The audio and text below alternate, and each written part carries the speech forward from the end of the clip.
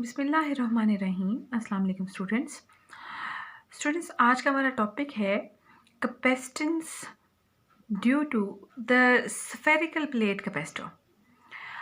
हमने last time calculate की थी capacitance of the parallel plate capacitor and then cylindrical plate capacitor. तो आज का उसी सीरीज़ को कंटिन्यू करते हुए आज हम फाइंड आउट करेंगे capacitance of a spherical plate capacitor. Consider we have a spherical plate capacitor in such a way that we have the two spheres. ये हमारे पास टू स्फेयर्स हैं, एक इनर स्फेयर है, एक आउटर स्फेयर है। Inner sphere का radius a है, outer sphere का रेडियस b है। They have the concentric spheres. और जो इनर स्फेयर है उस पर पॉजिटिवली चार्ज स्प्रिंकल है। Inner sphere is the positive Q charge, हम कह सकते हैं कि जी it have the positive Q charge, positive Q charge. और आउटर जो स्फेयर है उस पर नेगेटिव क्यू चार्ज लाई कर रहा है। इट मीन्स कि इलेक्ट्रिक फील्ड लाइंस जो हैं वो हमारी from inner sphere to the outer sphere होंगी। तो ये इलेक्ट्रिक फील्ड लाइंस की डायरेक्शन है, ये ऑल इन रेडियल डायरेक्शन। हर तरफ जो है वो इलेक्ट्रिक फील्ड की डायरेक्शन आउटवर्ड्स होगी, from positive to the negative. कि आउट इनर स्फेयर से आउटर स्फेयर की तरफ जो फील्ड लाइंस हैं वो बाहर की तरफ आएंगी। तो कैपेसिटेंस फाइंड आउट करने के लिए सबसे पहला काम तो हमें ये करना पड़ेगा कि हम इलेक्ट्रिक फील्ड फाइंड आउट करेंगे, फिर हम उससे पोटेंशियल फाइंड आउट करेंगे and then we go towards the capacitance. तो इलेक्ट्रिक फील्ड फाइंड आउट करने के लिए हम स्टार्ट लेंगे from the Gauss's law, from the electric flux. तो हमें पता है कि जी इलेक्ट्रिक फ्लक्स जब भी हम गॉसियस लॉ का इस्तेमाल करते हैं तो सबसे पहले we have to draw a Gaussian surface to use the electric flux formula. तो consider we have a Gaussian surface inside the outer sphere and outside the inner sphere, यानी इनसाइड आउटर और इनर स्फेयर के दरमियान में हमने यहाँ एक Gaussian surface draw करनी है। और फिर हम पहले उसमें से फ्लक्स फाइंड आउट करेंगे और फिर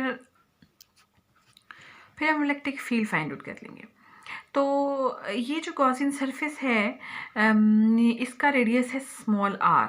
तो सबसे पहले तो हम एक छोटा सा एरिया एलिमेंट लेंगे।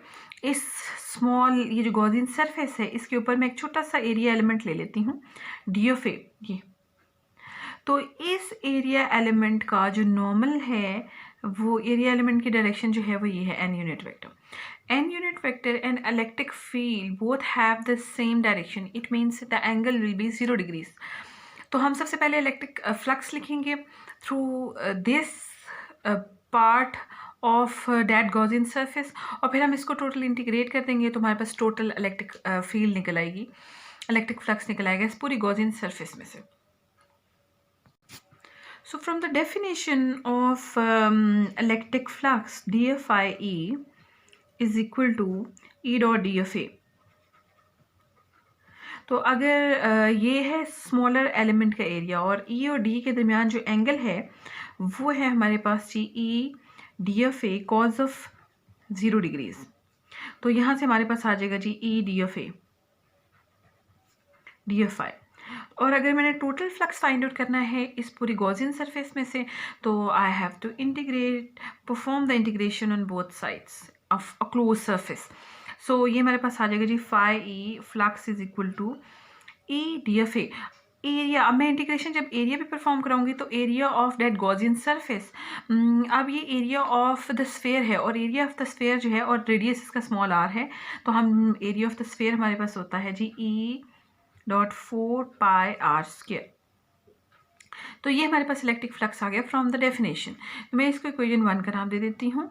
और एक इलेक्ट्रिक फ्लक्स है from the Gauss's law definition. तो electric flux can be written as Q over epsilon naught, 1 over epsilon naught times of the total charge enclosed। तो टोटल चार्ज हम कहते हैं कि जी हमारे पास Q चार्ज है। तो इसको इक्वेशन 2 का नाम देते हैं। By comparing the equation 1 and 2 we will get the value of the electric field. तो E 4 pi R square is equal to Q over epsilon naught. यहाँ से हम E साइड पे कर लेते हैं कि जी E इज इक्वल टू हमारे पास आ जाएगा Q over 4 pi epsilon naught into r square। इसको हम इक्वेशन 3 का नाम दे देते हैं। सो इलेक्ट्रिक फील्ड की वैल्यू हम यूज़ करेंगे इन टू फाइंड द पोटेंशियल।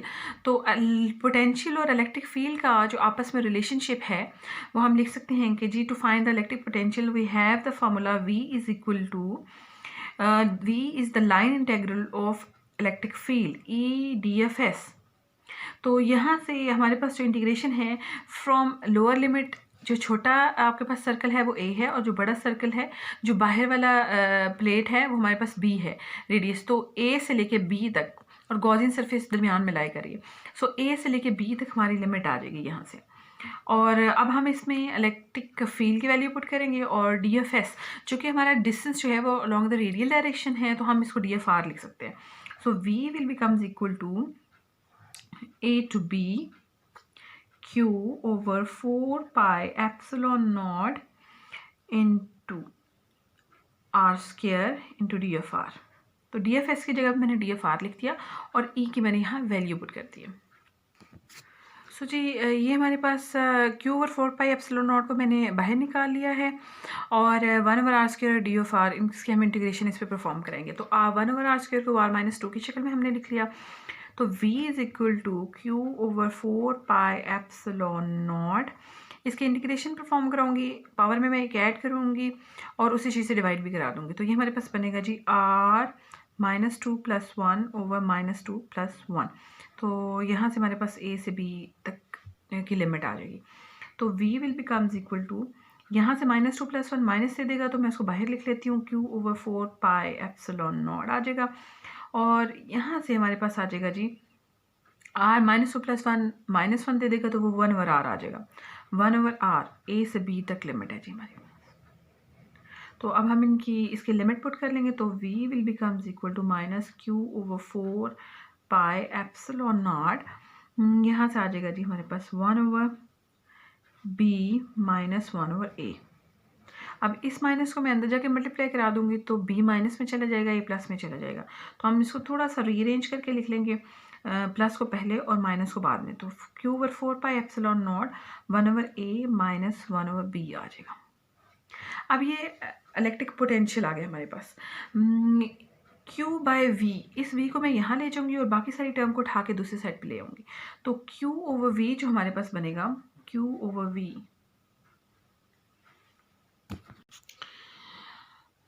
तो यहाँ से जब सारी चीज़ें हम रीअरेंज कर लेंगे और साथ में हमने यहाँ से एलसीएम भी ले लिया, तो Q बाई V जो है वो हमारे पास होता है कैपेसिटेंस के इक्वल। तो C equal to 4 pi epsilon naught AB over B minus A।